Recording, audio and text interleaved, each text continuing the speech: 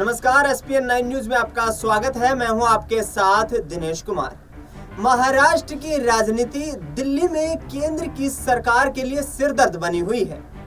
दरअसल महाराष्ट्र में भारतीय जनता पार्टी की अगुवाई में महायुति गठबंधन की सरकार चल रही है। महायुति गठबंधन की सरकार की अगुवाई करते हुए एकनाथ शिंदे नजर आ रहे हैं।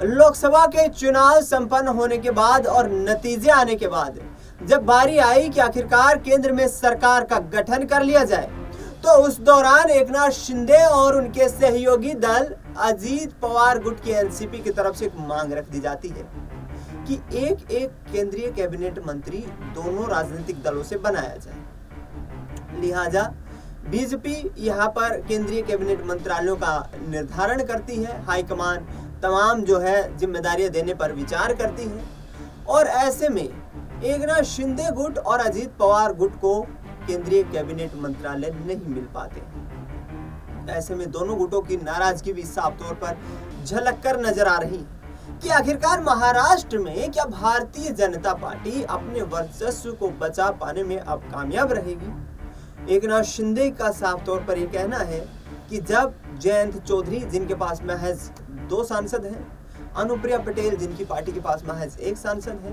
इसके साथ साथ जीतन राम मांझी के पास भी 1 सांसद है और चिराग पासवान के पास भी 5 सांसद हैं। इन नेताओं को जब केंद्रीय कैबिनेट मंत्री बना दिया जाता है तो आखिरकार फिर 8 सीटें जीतने वाले एकनाथ शिंदे की शिवसेना से केंद्रीय कैबिनेट मंत्री क्यों नहीं। मांग बड़ी है, लड़ाई बड़ी है और इस लड़ाई को लड़ने के लिए एकनाथ शिंदे और अजीत पवार गुट एक मंच पर भी आ चुके हैं। मुंबई में एक प्रेस कॉन्फ्रेंस बुलाई जाती है। प्रेस कॉन्फ्रेंस में ऐलान कर दिया जाता है कि महाराष्ट्र में आगामी विधानसभा में बीजेपी को झटका देने की तैयारियां पूरी हैं। एकनाथ शिंदे कहते हुए नजर आते हैं कि हमने सिर्फ विधानसभा स्तर पर यहाँ पर गठबंधन नहीं किया था, हम आगामी चुनावी रणनीतियों को लेकर भी काम कर रहे थे और लोकसभा में सीट शेयरिंग के फॉर्मूले के तहत भी बीजेपी से ज्यादा कामयाबी हमें हासिल हुई है। भारतीय जनता पार्टी ने यहाँ महाराष्ट्र में 29 लोकसभा सीटों पर चुनाव लड़ा, उसमें से महज 7 सीटें जीतने में कामयाब रही। लेकिन आखिरकार कांग्रेस पार्टी, शरद पवार गुट, ये दिग्गज नेता और उद्धव ठाकरे जो कि महत्वपूर्ण किरदार है महाराष्ट्र की राजनीति में, उद्धव ठाकरे के इर्द गिर्द महाराष्ट्र की राजनीति घूमती हुई नजर आती है।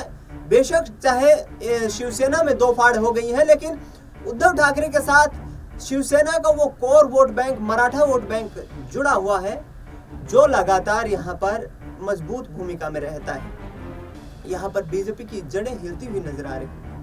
बीजेपी यहाँ पर लगातार चिंतन मंथन का कहीं ना कहीं विचार कर रही है और तमाम रणनीतियों पर यहाँ जो है कहीं ना कहीं बैठकें की जा रही हैं कि किस तरीके से आगामी चुनाव की रूपरेखा तैयार की जाए, क्योंकि अजीत पवार गुट और एकनाथ शिंदे गुट किसी भी हालत में यहाँ पर यह मानने को तैयार नजर नहीं आ रहे हैं कि यहाँ महाराष्ट्र में गठबंधन के साथ सरकार बनाई जाए जब तक कि केंद्रीय कैबिनेट में विस्तार न हो जाए।